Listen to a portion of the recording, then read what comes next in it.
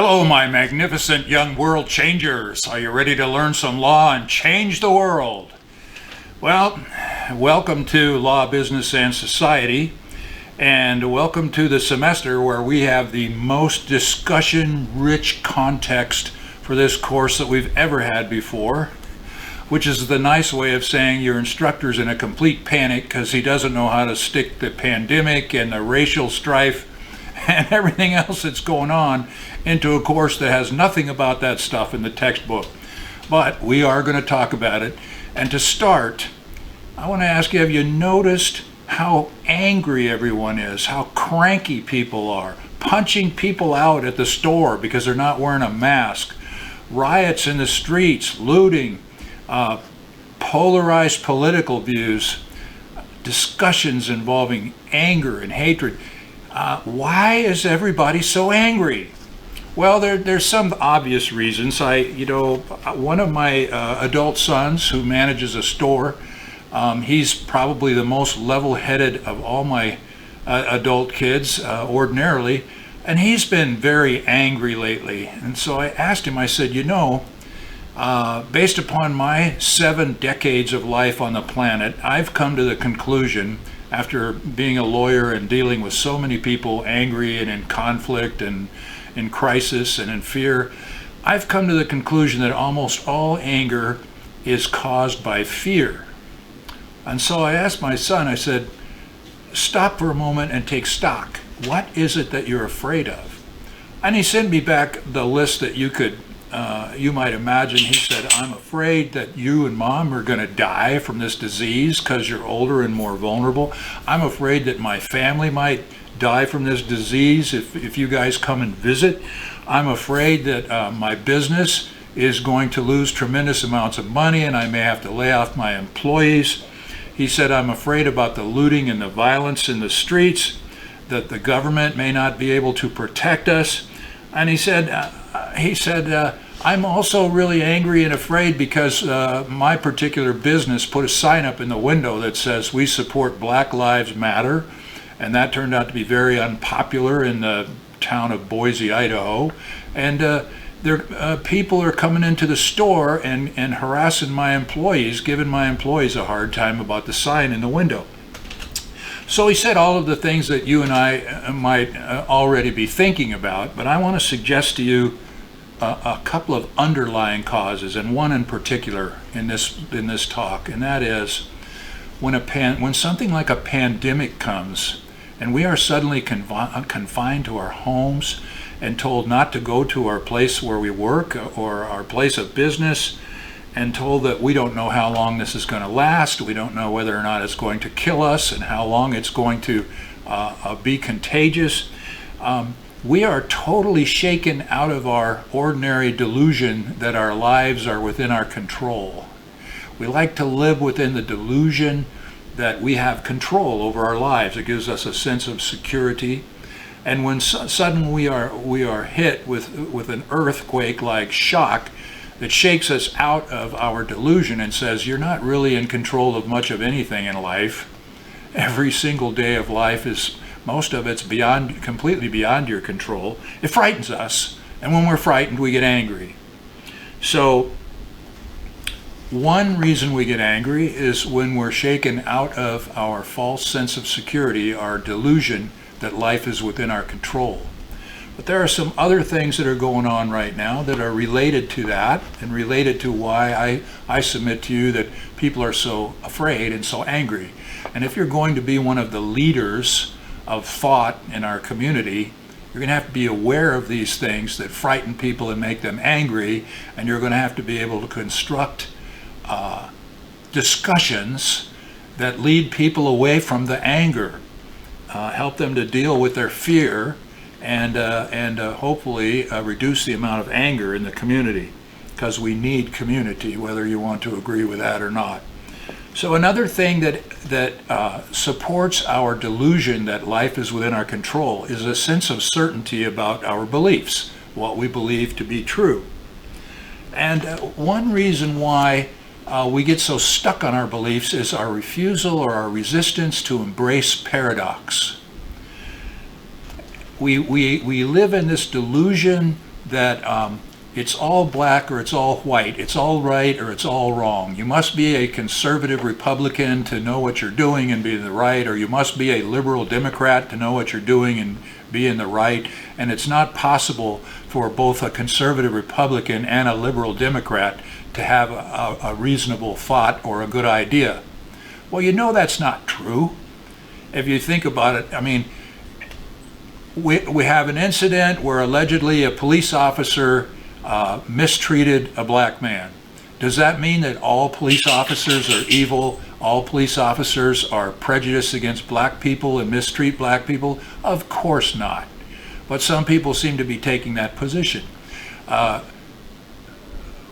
Sometimes police mistreat black people. Is that a truth? It probably is a truth based on what I've seen in the world. But does that mean that there are no black people in the world that deserve to get arrested? No, it doesn't mean that either. Are all black people totally innocent victims? No, they're not. I may get fired from my teaching position for saying that, because somebody will say I'm being racist, but I'm not. I'm trying to get you to see that sometimes two things can be true at the same time, and that is called a paradox. And we are so unwilling as a people in general to embrace the concept of paradox, because as long as we have a firm belief in one thing or another, and we can make other people wrong about it and we can be right, we live in this delusion that our lives are within our control, and they're not. So during this course, one of the things that I want to promise you is you do not have to be afraid of me, afraid that I'm going to attack your core beliefs and try to get you to give up your core beliefs. As a teacher, I don't believe it's my job to attack you with regard to your core beliefs or get you to change your core beliefs. My job is to get you to get clear on what your core beliefs are, and then give you some tools for the best way to advocate whatever it is that your core beliefs are. But I am also going to get you, hopefully, to take a look from time to time at whether or not there's a possibility that you might be wrong about some of your core beliefs, or at the very least, you might be unwilling to embrace some paradox concepts about your core beliefs. It's actually a common flaw. If you ever take a course in logic, there's a common logic flaw that's called the all or nothing flaw. And it's a flaw in logic that says it's got to be all this way or nothing. It can't possibly be right. If you're a Democrat, nothing you can say or do can possibly be right. If you're a Republican, nothing you can possibly say or do can be right. You know that's not true. That's not the way human beings work. But why is it that we are so resistant to embrace the possibility that two things which appear to be on opposite ends of a pole could actually both be true at the same time? Until we begin to embrace paradox, I don't think there's a whole lot of hope for us resolving some of our major conflicts. This is a good day to be talking about this today, because today was the day that the leaders of the United Arab Emirate and the people of Israel signed a new pact where they are going to have full diplomatic relations now, and the UAE is going to recognize the sovereignty of Israel. That is an incredible political and historic accomplishment. That is two great world leaders embracing the possibility that some things could be right on both sides of a polarized political view. So it's possible. But in order to get there, another thing that we have to do is we have to be willing to look at the mythology, the myth that we have built around this idea that people think in a way that is similar to the scientific method. The myth of the scientific method. Now, the scientific method of thought is we form a hypothesis, we look at a possibility, and then we go out and do experiments and we gather evidence, and then based upon the evidence we deduce an idea or a belief. So it's hypothesis, then evidence gathering, and then deduction. And we all like to think that that's the way we think. But if you look at some of the most savvy psychologists and people coaches in the world, someone like Maria Nemeth, the famous writer and psychologist, she says that's not really the way humans beings think at all. They don't form a hypothesis and then go out and gather evidence and then make a deduction based on the evidence. What they do is they form an opinion. They make a decision about something first. And then what they do is they go out and gather all the evidence, and only that evidence that is supportive of their already formed belief, because they want to be right. In order to make themselves right about their belief, they go out and gather all the evidence that makes them right about what it is that they've already decided they believe. And when you engage in that type of thought process, it leaves very little opening for new learning experiences, because you've already made your decision and you're only willing to look at the evidence that supports you being right about your decision. One of the things that Maria Nemeth points out in one of her books is, if you were a person who still believed that the world is flat, you could go out into the world today and you could still gather a lot of evidence to support that belief. There's a lot of evidence that you could gather that would indicate to you that the world is flat, but you would be wrong. So anyway, I believe we're going to have to give up the mythology, the myth that we think in accordance with a scientific method, and to be willing to at least acknowledge that we think in accordance with forming a belief first and then gathering evidence to make ourselves right about our belief.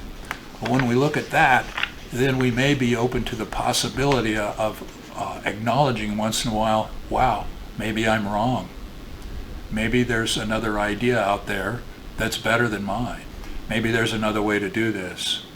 And with that, we look into Catherine Schultz, who is the world's leading expert, self-proclaimed, on being wrong. And she asks an incredible question in the TED Talk you're going to look at in a minute here. She says, what does it feel like to be wrong? And people in the audience usually say, oh, it's terrible, I feel stupid, it makes me angry at myself. And she says, well, those are all good answers, but they're answers to a different question than the question I asked. I asked you, what does it feel like to be wrong? And the question you answered was what it feels like to discover that you have been wrong. She says, I would submit to you that while you're still being wrong, but you have not yet discovered that you are wrong, you're a lot like Wile E. Coyote when he chases the roadrunner off the cliff, and he's still okay because he's standing in midair and he's not a bird and he can't fly like Roadrunner, but he doesn't know he's standing in midair yet. And then he looks down, and that's when he falls, because then he realizes he's standing in midair. She says that when you're wrong, but you have not yet discovered that you're wrong, it either doesn't feel like anything, or more significantly, it feels like being right. It feels like being right. So until we're willing once in a while to look at the possibility that we may be wrong, how much opening is there ever for us to learn anything from each other? So your first assignment in this course is to look at the TED Talk by Catherine Schultz. That's next on the module here. Go and click on that and look at what Catherine Schultz has to say about what it feels like to be wrong, and then write down 3 things from that talk. Write down what are the 3 unfortunate assumptions that we make about other people when we believe that we are right and they are wrong, and they refuse to come around to our way of thinking. Those 3 unfortunate assumptions will be testable material on your first exam. I hope you have a lot of fun during this course and that you don't find it too upsetting, but I also hope that at some point during this course you find yourself willing to embrace paradox from time to time, and also once in a while you actually shock and amaze yourself and ask yourself this question, wow, maybe I'm wrong about that. See you in class.